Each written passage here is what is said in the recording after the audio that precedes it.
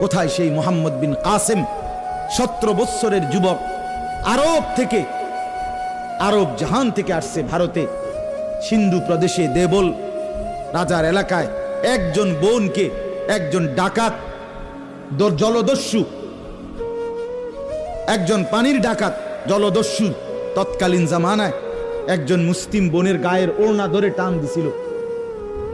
তখন ওই বোন চিঠি পাঠাইছিল হাজ্জাজ ইবনে ইউসুফের কাছে আরব দেশে, হাজ্জাজ, তুমি বেঁচে থাকতে তোমার মুসলিম বোনের গায়ের ওড়না ধরে টান দিছে বেঈমান কাফের, তুমি এর বদলা নিবা কিনা আমি শুনতে চাই।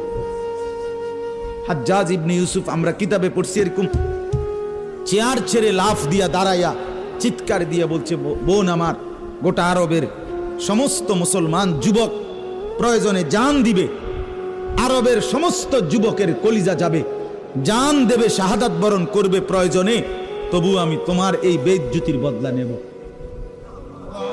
3 বার সেনাবাহিনী পাঠাইছে সে, 3 বার।